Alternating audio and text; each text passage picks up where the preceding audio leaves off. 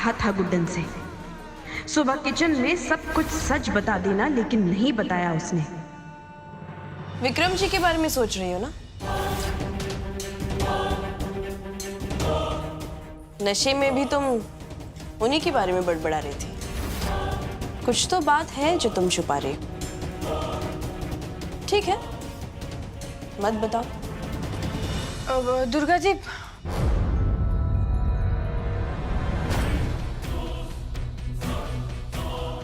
जी, हम तो कब से सोच रहे थे कि हम किसी ना किसी को ये बात बता दें, पर देखिए ना, अब जिंदल साहब तो रावत जी को इतना करीबी मानते हैं, उन पे इतना विश्वास करते हैं कि अगर हम उन्हें ये बात बताते भी ना तो भी हम पे विश्वास नहीं करते। तुम सीधे सीधे नहीं बोल सकती हो क्या? बताओ क्या हुआ है?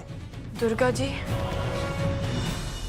रावत जी इस घर में झूठ बोलकर रह रहे हैं। उनका असली मिशन जिंदल साहब को जेल पहुंचाना है। जेल? पर किस जुर्म में? अंतरा जी की हत्या के जुर्म में। दुर्गा जी, रावत जी को लगता है कि जिंदल साहब ने अंतरा जी की हत्या की है, और इस बात को साबित करने के लिए वो कब से सबूत ढूंढ रहे हैं, और यही कारण है कि वो इस घर में रह रहे हैं। और दुर्गा जी, हमें तो लगता है उन्हें कुछ ना कुछ सबूत मिल भी गया। उनके चेहरे की खुशी देखकर ऐसे लग रहा था जैसे उन्होंने जिंदल साहब को जेल पहुंचाने का सारा बंदोबस्त कर लिया। एजे, अंतरा माँ, नहीं, ऐसा हो ही नहीं सकता। हम भी उनको यही समझाने की कोशिश कर रहे थे कि ऐसा नहीं हो सकता, पर वो तो समझने के लिए तैयार ही नहीं है। उनके सर पर तो मानो जिंदल साहब को जेल पहुंचाने का भूत सवार है। गुड्डन, तुम्हें एजे को सब कुछ बता देना चाहिए था। तुम विक्रम जी को जानती नहीं हो। अगर विक्रम जी को लगता है कि एजे ने ऐसा किया है तो अपने बहन के प्यार में वो किसी भी हद तक जाएंगे और एजे को सजा दिलवा कर रहेंगे। इसके पहले कि और देर हो जाए, हमें चलकर एजे को सब कुछ बता देना चाहिए।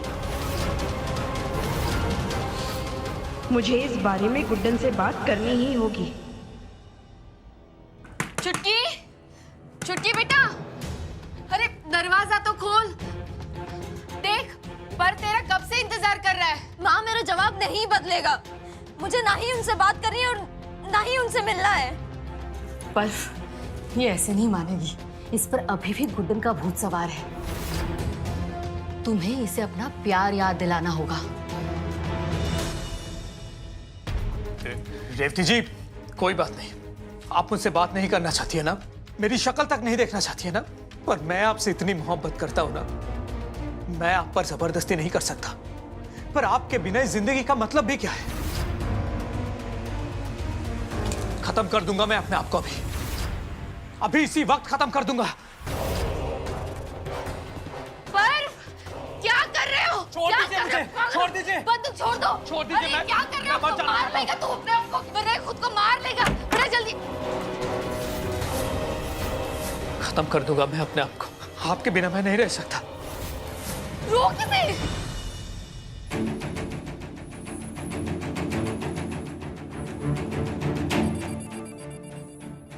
आप मेरे प्यार में खुदकुशी करने वाले थे।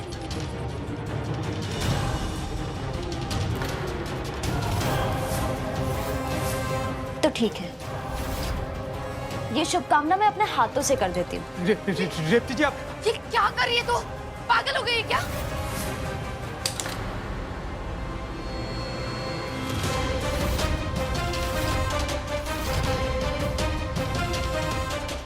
आपने मुझे मारने की कोशिश की। देखा माँ, इनका प्यार भी ना इस बंदूक की तरह खाली है। और आप इनसे मेरी शादी करवाने वाली थी। इनका ना असली चेहरा उसी दिन मेरे सामने आ गया था, जिस दिन आप मुझे वो आग में जलता हुआ छोड़ के आ गए थे। उसी चेहरे के बारे में दी ने बताने की कोशिश की थी। बहुत बेवकूफ बन लिया। मेरा आपसे कोई वास्ता नहीं है अब।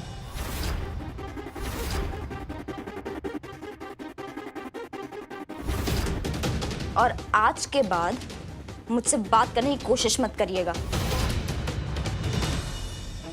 मम्मी हटिए।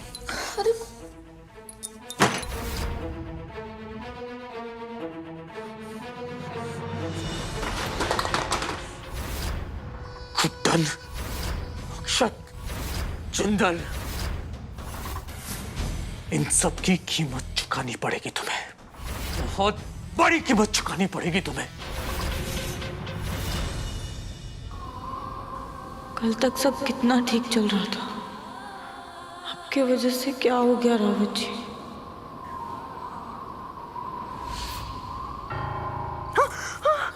करंट लगा ले, करंट। क्या हुआ? इतना बड़बड़ा क्यों रही हो तुम? देखा हमने अभी, ऐसे उंगली से छुआ ना, जिससे हमें करंट लगा। मैंने तुमको छुआ और उससे तुम्हें करंट लगा? हाँ।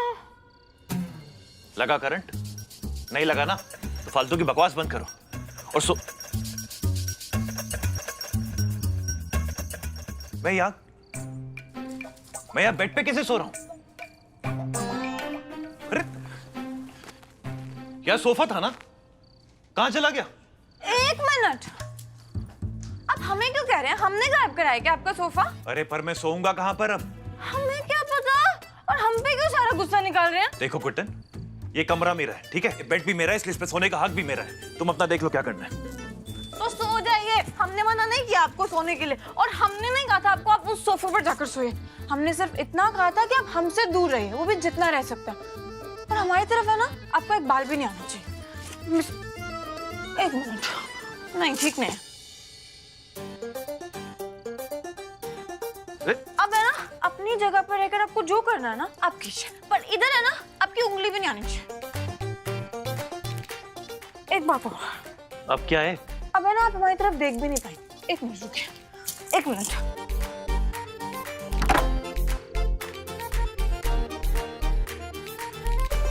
अब ठीक है, बिल्कुल ठीक है। अब है ना आप उधर सोइए और हम इधर सोएंगे। हाँ तो मुझे भी कोई शौक नहीं है तुमको छूने का। और तुम्हें अगर ये बेड बांटना ही है ना तो तमीज से बांटो, बराबर से। देखो अगर जगह कम पड़ रही है तो सिकुड़ के सो जाओ, आई डोंट केयर। हम वैसे भी सिकुड़ कर ही सोते हैं, आपकी तरह फैल कर नहीं सोते हैं, क्योंकि हमारा शरीर आपकी तरह 6 फुट 3 इंच का नहीं है ना। सोइए, फैल कर सोइए।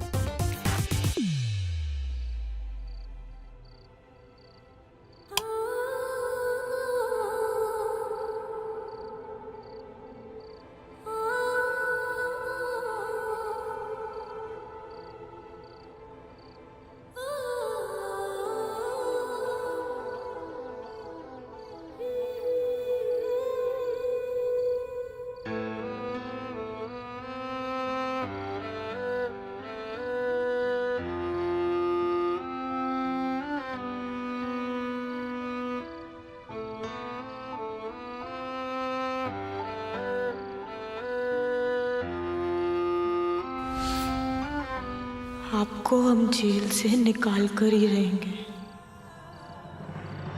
रेवती फोन उठाओ, फोन उठाओ। 2 टके की औकात नहीं उस रेवती के मेरे सामने, और भाव तो ऐसे खा रही है जैसे।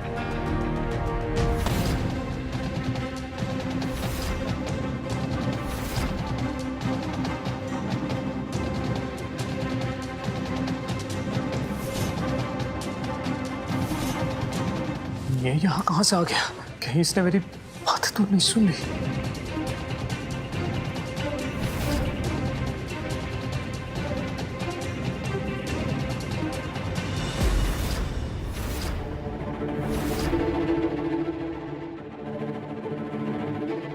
एजे, आप यहाँ, और आपको ये गिरफ्तार किसने किया? हमने।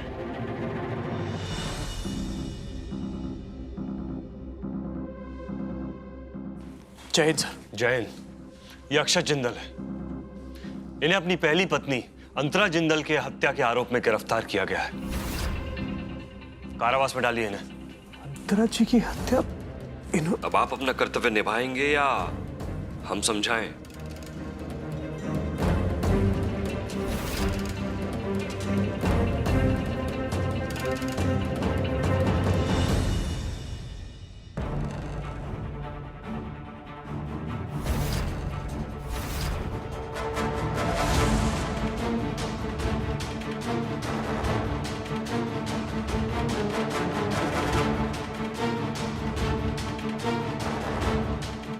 ऑफिसर चले।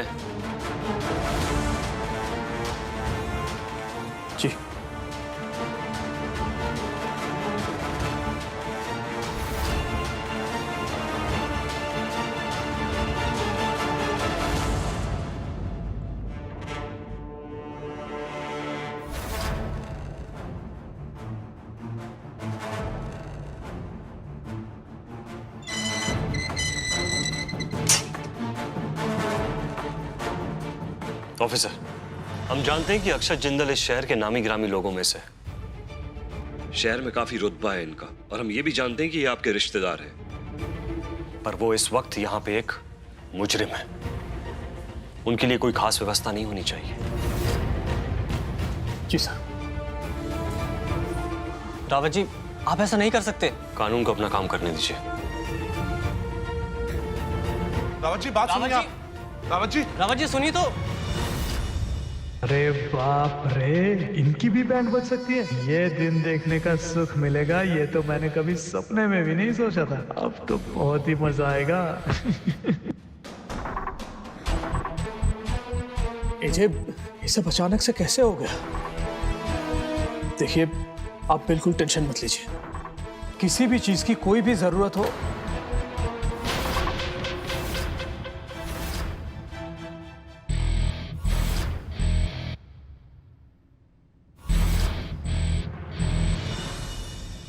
कितनी अच्छी शुरुआत हुई थी दिन की, कितने खुश थे हम।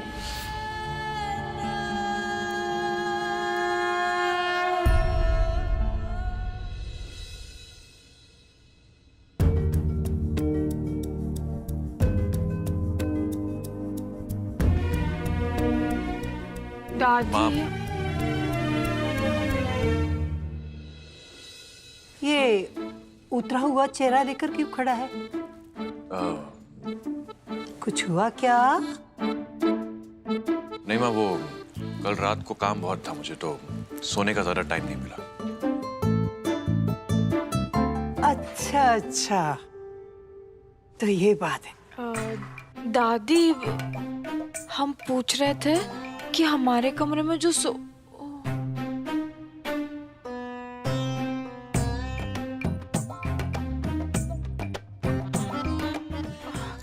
कुछ तो पूछना था दादी, भूल गए।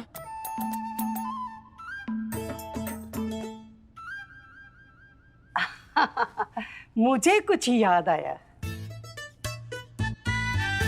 तुम दोनों को बताना भूल गई।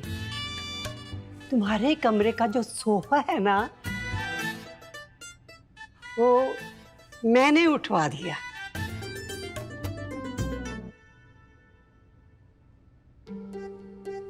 पुराना हो गया था ना, नए का मैंने ऑर्डर दे दिया है।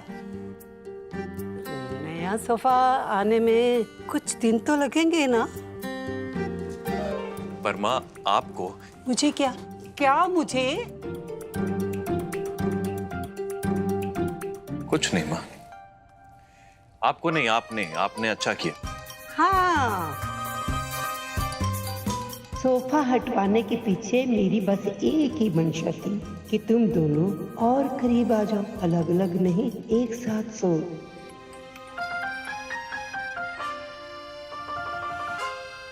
गुड्डन बेटा, ये हमारा पुश्तैनी कंगन है।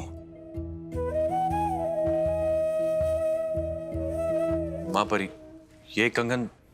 हाँ, ये कंगन, ये सिर्फ जेवर ही नहीं है, इस पर पति के नाम के अक्षर खुदे होते हैं। ये देख, ध्यान से देख, एजे लिखा है।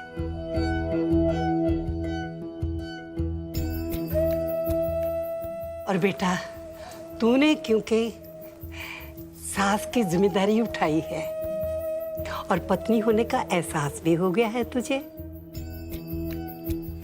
इसलिए असल में अब तू इसकी हकदार हो गई है।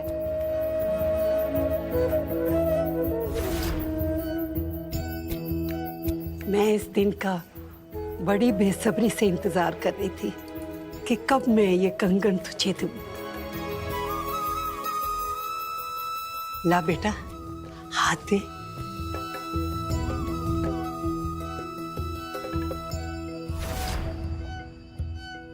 माँ, मुझे लेट हो रहा है, मैं निकलता हूँ। ठीक है।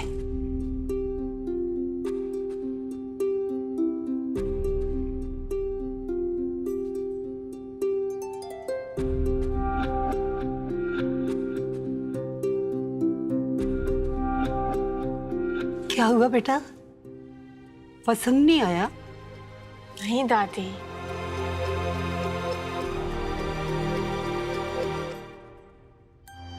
अच्छा है, बहुत अच्छा है। हम तो बस इतना सोच रहे थे दादी कि इस घर की सास होने की और इस घर की बाकी सारी जिम्मेदारी हम अच्छे से निभा पाए। बस हम जिंदल साहब की और इस घर की ढाल बनकर खड़े रहे।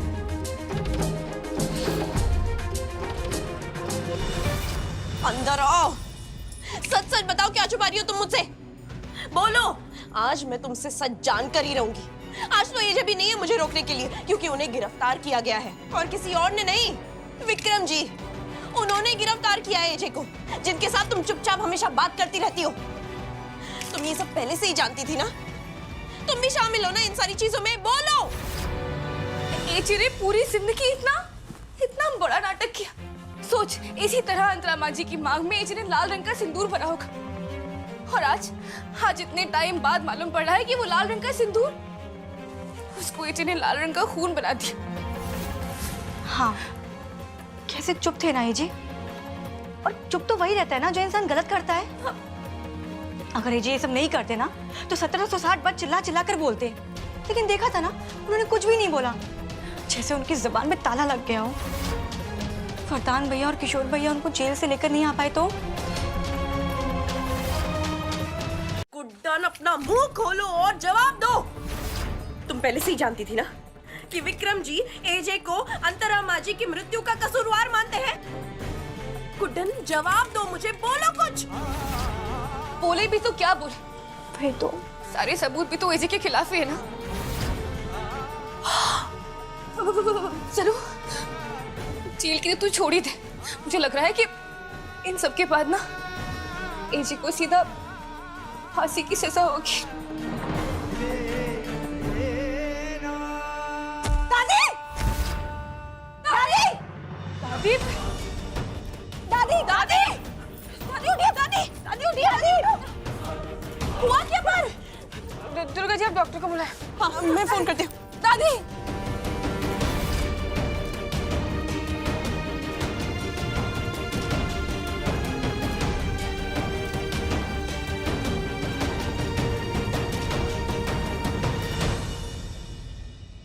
देखिए, घबराने की कोई बात नहीं है।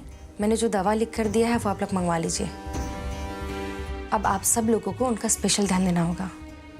दादी जी को देखकर लगता है कि उन्हें किसी बात का बहुत बड़ा टेंशन है, और इस उम्र में उनका इस तरह से तनाव लेना उनकी सेहत के लिए ठीक नहीं है। I mean, अगर उनका तनाव कम नहीं हुआ तो उन्हें हार्ट अटैक आने के भी चांसेस हैं। So just take care. मैं चलती हूँ। गुडन, गुडन, दादी। गुडन। हाँ दादी, यही हम। ये नहीं हो सकता। मेरा लल्ला अंतरा को मारने की तो दूर सोच भी नहीं सकता। एकदम झूठा है बेटा। मेरा लल्ला बेकसूर है बेटा। हाँ दादी, हम जानते हैं उन्होंने कुछ नहीं किया। दादी, आप बिल्कुल भी टेंशन मत लीजिए। हाँ, हम बहुत जल्दी जिंदल साहब को है ना। नहीं, कैसे आएगा? सारे सबूत तो उसके खिलाफ है। देख गुडन, इस बुढ़िया पर एक उपकार कर दे बेटा, उसे कुछ मत होने देना। कुछ नहीं होगा दादी। तेरे पास तो हर चीज का तोड़ होता है। तू कुछ भी करके मेरे लला को वापस ले आना अपने तरीके से बेटा। लेके आएगी ना बेटा? हाँ दादी, लाएंगे। आप टेंशन मत लीजिए। लला, लला।